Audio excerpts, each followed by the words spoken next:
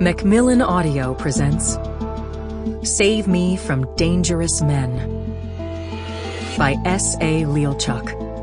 Read for you by January LaVoy.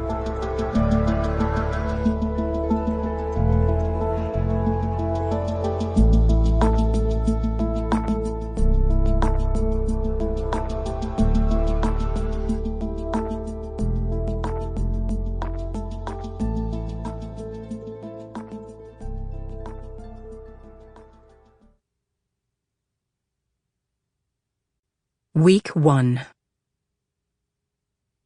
1. The bar was over in West Oakland.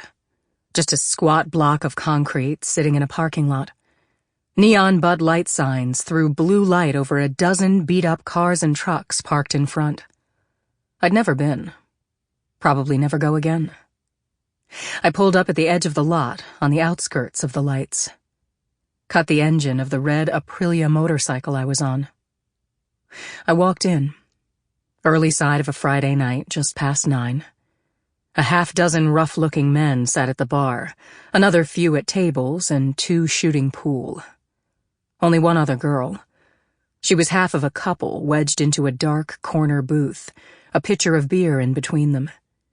She had a nose ring. I'd always wondered if nose rings were as painful as they looked. I stood at the bar. Heineken. That's $5. The bartender was a big, paunchy guy, better side of 50, graying hair. He eyed me without bothering to hide it. So did the rest of the bar. So what? I took the beer, took a swig, headed into the ladies. The smell of Lysol and floor polisher. Stared into the chipped mirror and took a careful look at myself. I was tall, 5'8", taller with the heavy motorcycle boots I wore. I smoothed out my auburn hair from the helmet. I'd never be called skinny, but I kept my body toned. I looked over my tight stonewashed jeans and a black scoop-necked tank top under an unzipped black leather bomber jacket. A touch of shadow around my green eyes.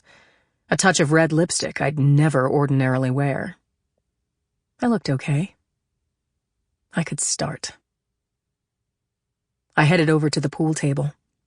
Threw a quarter on the table. Next up, I said. The 2 men playing were about my age, 33. They gave me that hungry look that men give women, predatory almost, as though they wanted to snap me up in a quick bite. As though by talking to them I'd walked up and nibbled on an earlobe, whispered something dirty. The taller one held his cue casually in one hand, turned back to the table. He wore a backward black and silver Raiders hat, aimed carefully and sank the final stripe ball, hitting harder than he needed to. Men did, usually.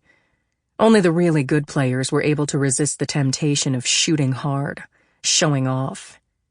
He aimed again, shot a bit slower, the white ball glancing off the 8 and sending it softly into a pocket. Game. He turned back to me. You're up then. Started to bend to put quarters in. I'm challenging. My dime. He stopped and shrugged. Suit yourself.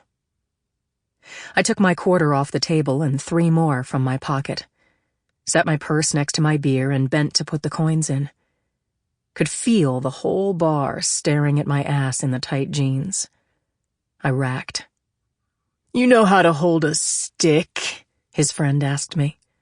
Leering as he said it, emphasis on stick.